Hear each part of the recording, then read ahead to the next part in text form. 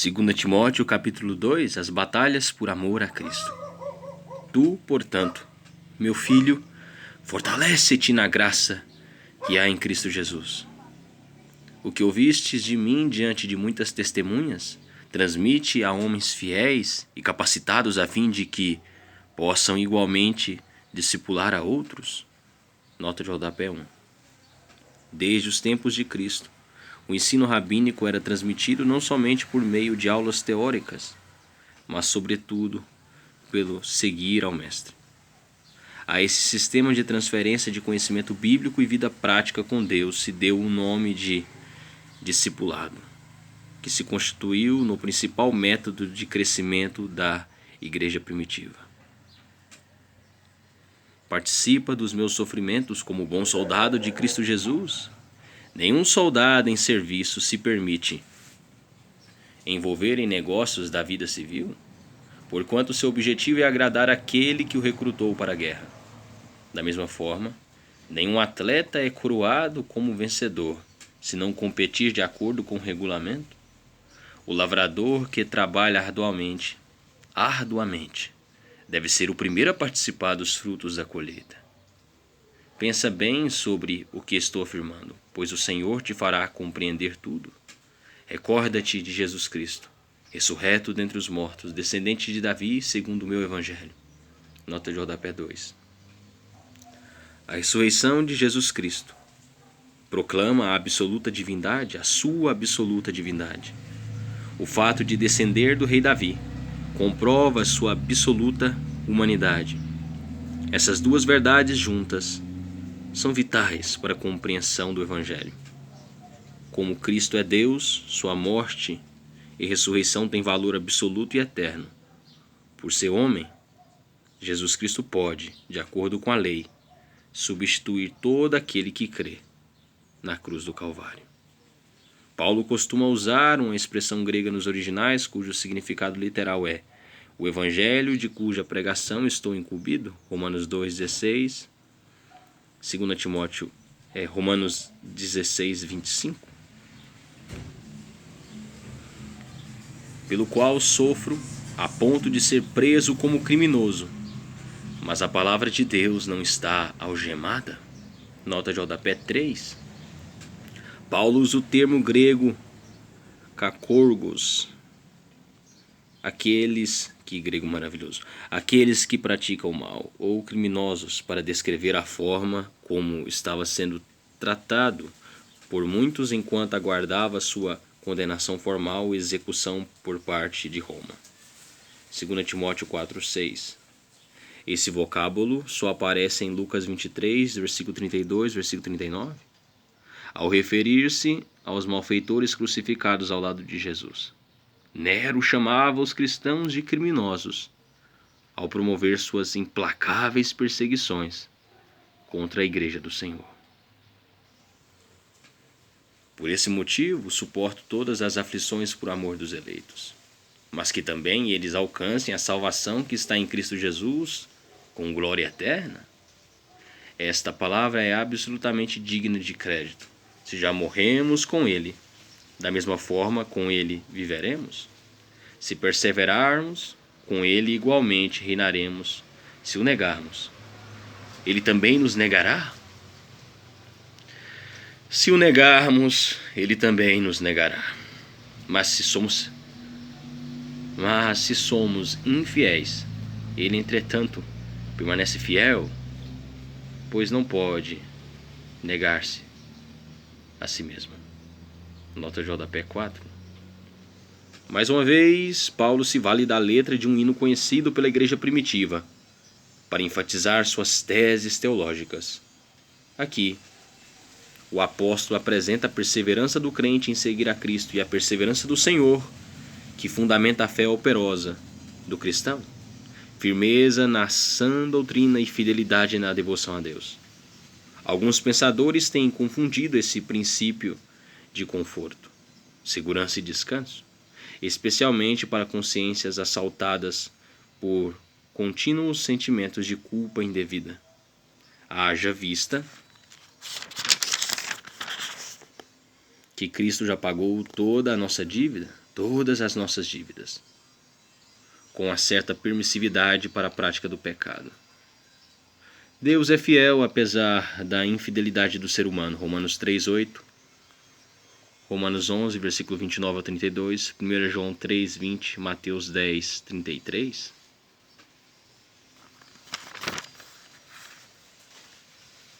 Mas se somos infiéis, ele, entretanto, permanece fiel, pois não pode negar-se a si mesmo. Atitude dos obreiros de Deus. Continua a lembrar essas orientações a todos, advertindo-os solenemente na presença de Deus, para que não se envolvam em discussões acerca de teorias vazias. Isso não produz nada de bom e serve tão somente para perverter os ouvintes. Nota de rodapé 5. Nota de rodapé ainda a quarta nota de rodapé.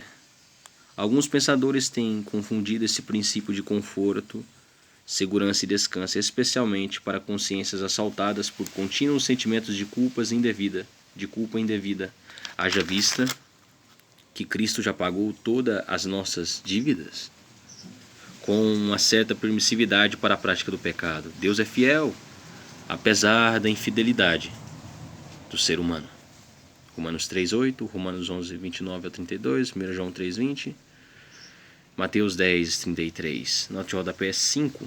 Paulo usa a expressão grega catástrofe, perverter, que tem o sentido de arruinar, deixando tudo de cabeça para baixo, para descrever uma forma primitiva de gnosticismo que começava a invadir a igreja naqueles dias, fortemente refutada pelo apóstolo em suas cartas aos discípulos e líderes da igreja, Timóteo e Tito.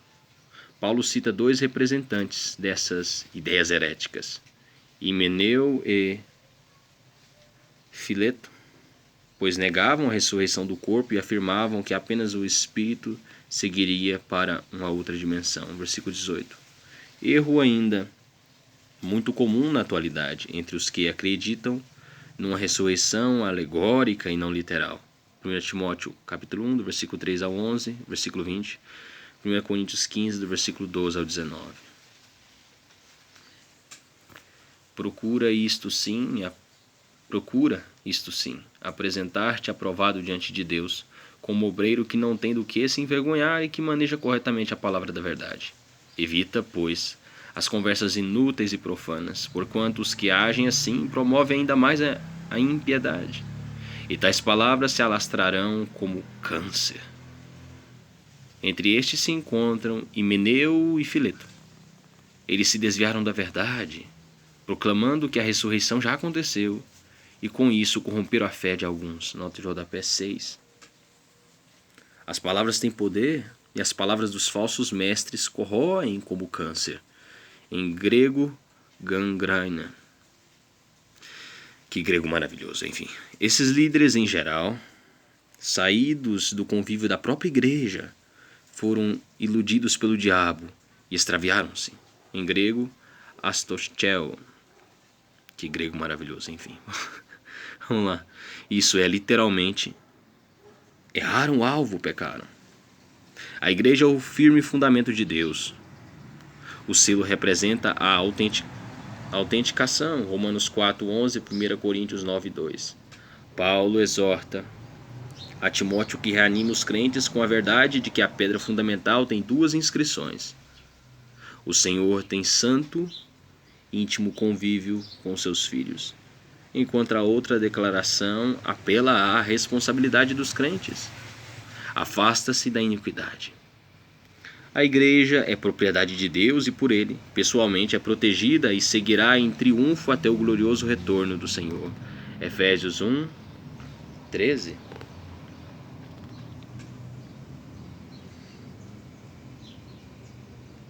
Eles se desviaram da verdade, proclamando que a ressurreição já aconteceu, e com isso corromperam a fé de alguns. Contudo, o firme fundamento de Deus permanece inabalável e autenticado com esse selo.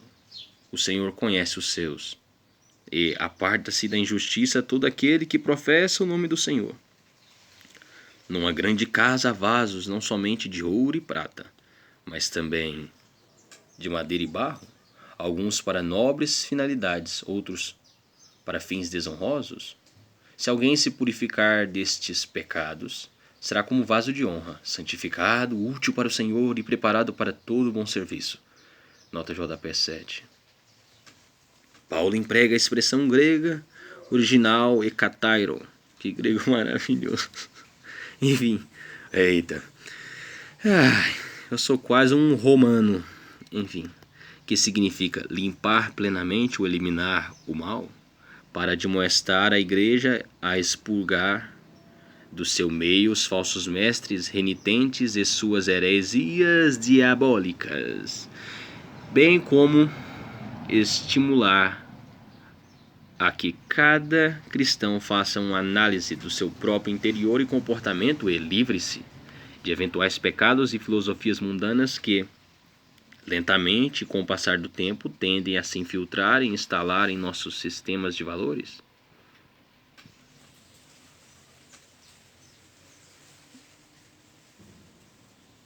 Foge igualmente das paixões malignas da juventude, segue a justiça, a fé, o amor e a paz em comunhão com os que invocam o Senhor de coração puro e rejeita as questões insensatas e improdutivas, sabendo que geram apenas discussões. Ao servo do Senhor não convém discutir, mas sim ser amável para com todos, capacitado para ensinar, paciente.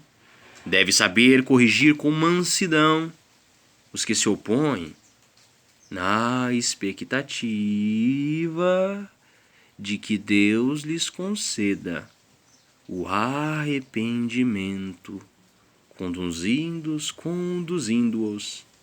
ao pleno conhecimento da verdade, para que dessa maneira retornem ao bom senso e se livrem da armadilha do diabo, que os capturou a fim de agirem conforme a sua vontade.